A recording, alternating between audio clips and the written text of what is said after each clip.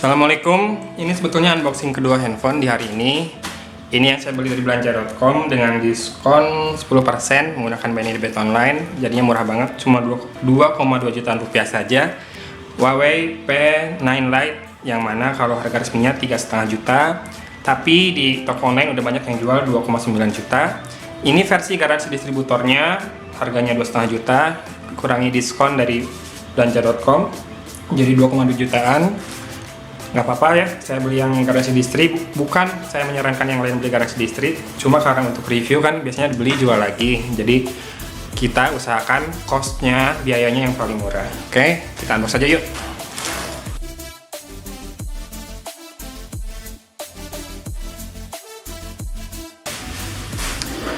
Ini dia kardusnya. Tadi saya hati-hati banget buka bubble wrapnya karena saya sering pakai lagi buat kalau kirim barang-barang second. Tulisannya Huawei G9, G9, tapi ntar kita lihat apakah ini G9 atau P9 Lite. Ada segelnya, garansi platinum, yang ya you know lah, garansi platinum sering ada di produk apa. Kita buka lagi.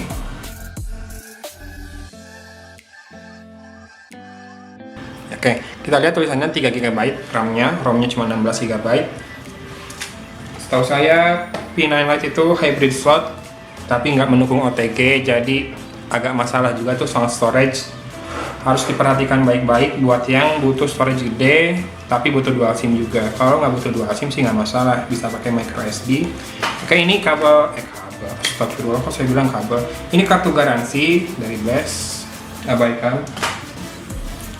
Ini dia smartphone-nya. Kalau ngelihat bentuknya sih ini bener Huawei P9 Lite. Mungkin di sana disebutnya Huawei G9. Di dalamnya ada beberapa kotak partisi, 3. Kita lihat yang paling gede dulu. Oh, di bawahnya ada ini SIM tray ejector. Segede ini, isinya cuma buku gini doang. Harusnya sih kalau segede ini ada casingnya, tapi kalau lihat gambar memang cuma buat dokumen-dokumen doang.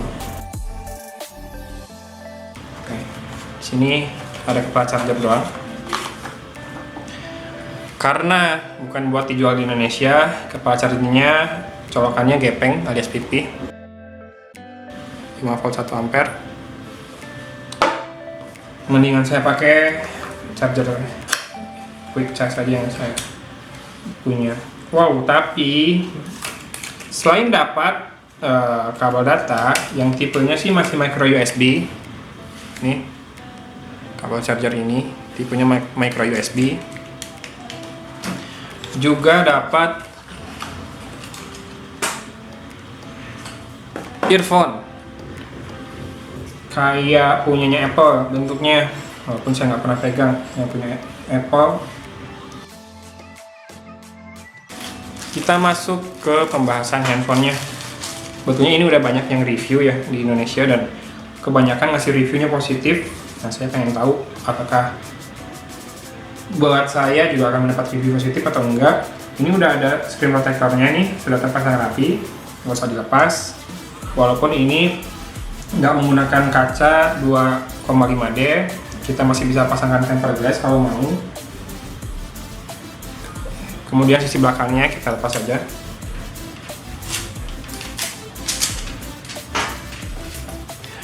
Oke, warnanya putih, plastik kerasa.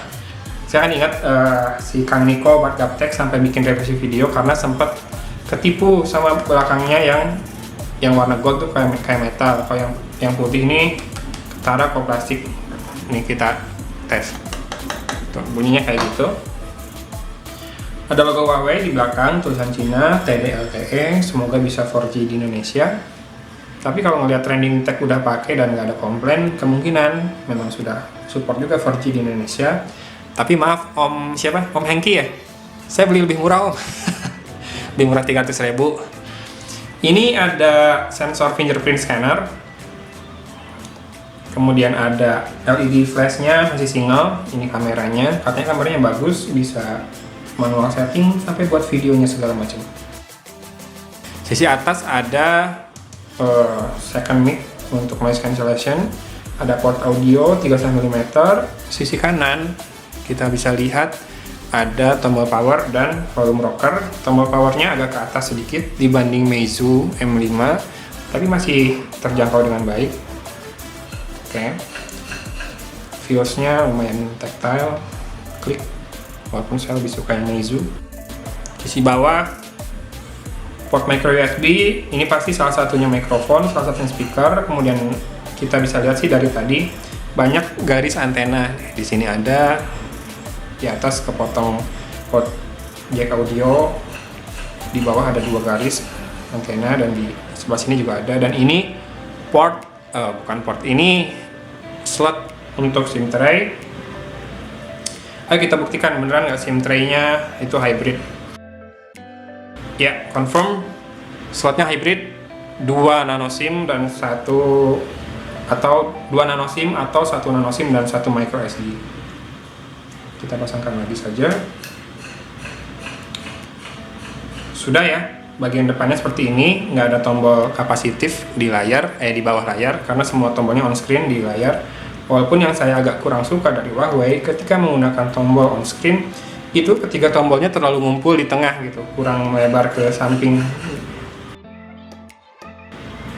Layarnya kece nih, warnanya saya suka, kece.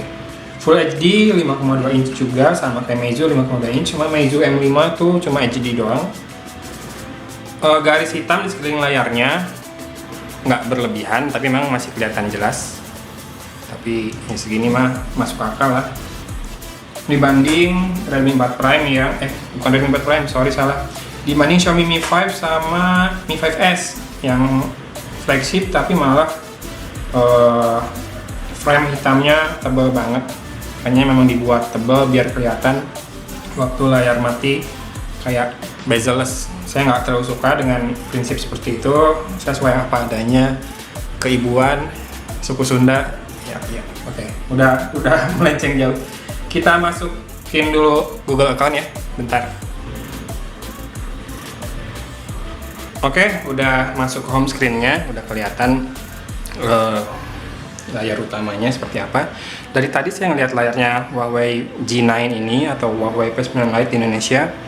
Entah kenapa betah banget, kayaknya teduh banget layarnya dengan warna yang keluar tetap. Kita bandingkan sedikit aja nih dengan Meizu. Ini layar Meizu yang kalau kita atur ke full brightness, sebetulnya si Huawei nggak terlalu terang tuh, bisa dilihat tetap teduh, tapi jadinya kontrasnya bagus kelihatan. Semoga nanti di bawah sinar matahari tetap kelihatan kontras dan bagus ya. Kelihatan nggak?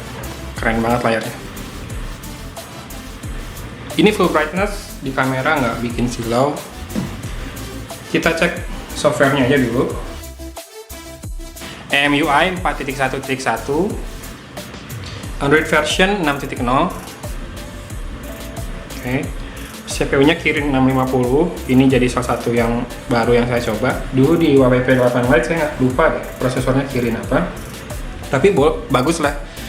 Biasanya kan saya kalau nggak nyoba Snapdragon, MediaTek, kita coba prosesor baru, siapa tahu memang lebih bagus. RAM-nya udah 3 GB, internal storage 16 GB dengan free storage-nya 9,64 GB. Ada update 580 MB. Kita update aja dulu sebelum di review dan lain-lain. Sementara itu kita coba kameranya dulu ya. Oke, lalu kalau ke sini, nah menunya banyak, modenya banyak banget. Ada light painting, ada time lapse, slow motion, HDR tentu, ada pro photo, ini setting manual foto. Kita lihat, banyak banget settingannya. Shutter speed kita lihat sampai 8 detik. ISO dari 100 sampai 1600. Fokus bisa diset 1 titik. Ini fokusnya. Tadi bukan fokus, sorry. Nah, fokusnya ini wow, kayak SLR atau mirrorless saya lah. ada autofocus yang single. Jadi kalau single itu sekali autofocus, nanti objeknya bergerak dia nggak berhenti, nggak ikutin fokusnya. Kalau kita set fokusnya lagi, baru dia nyari lagi auto. Kalau continuous itu kan setiap objeknya bergerak dia ngikutin. Oke, itu dia settingan manual untuk foto, dan ada settingan manual untuk video. Ya,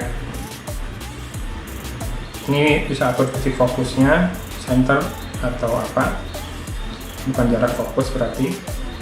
Nah, ini bisa set autofokusnya. Ini keren nih. Ini dibutuhkan kalau buat pengambilan video, untuk bisa ngatur autofokusnya apakah mau manual, single. Nah, kalau single nih gini, biasanya saya kalau unboxing pakai yang single. Jadi kalau tiap kali mau pindahin fokus, karena saya dekatkan, saya set lagi fokusnya. Tapi autofokus, nggak kita yang ngatur, si sistemnya yang mengatur fokusnya. Nah, ini single. Ini contohnya single, set fokus. Oke. Nah, sekarang kita jauhkan, set fokus. Oke. Kita dekatkan kan jadi nggak fokus. Kita set lagi fokusnya, baru dia fokus lagi. Itu menggunakan single fokus. Kalau menggunakan continuous focus, continuous autofocus, mau dijauhkan didekatkan, dia harusnya terus-terusan fokus sendiri, nggak harus kita yang ngatur kapan dia harus fokus. Ayo dong, buktikan. Tuh, dekat, fokus, cari fokus, cari fokus, kayak gitu. Kemudian untuk manual fokus, ya dari awal kita setting fokusnya segimana. Keren ya. Kita cek aja dulu hasil fotonya menggunakan auto mode.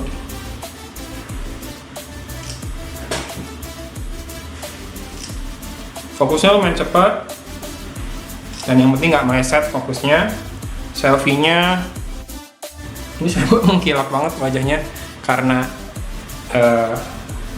lighting di kiri kanan. Oke, ini hasilnya full beautify. Nggak terlalu ngaruh karena ini kondisinya silau di sini.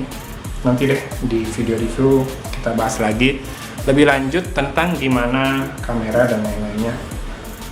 Oke, gitu aja unboxingnya. Impresi pertama saya, smartphone ini ya dari sisi desain cantik seperti kebanyakan smartphone zaman sekarang lah, up to date, tipis, dan yang paling penting yang saya bikin betah melihatnya adalah layarnya. Dari tadi teduh dan ya keren lah. Kemudian kameranya juga banyak fitur, tinggal kita cek nanti performanya seperti apa. Karena kan ini kan menggunakan prosesor Kirin 650, baru pertama saya coba. Tunggu saja video reviewnya. Yang pasti ini worth it kalau kayak saya belinya cuma 2,2 jutaan rupiah saja di belanja.com menggunakan diskon.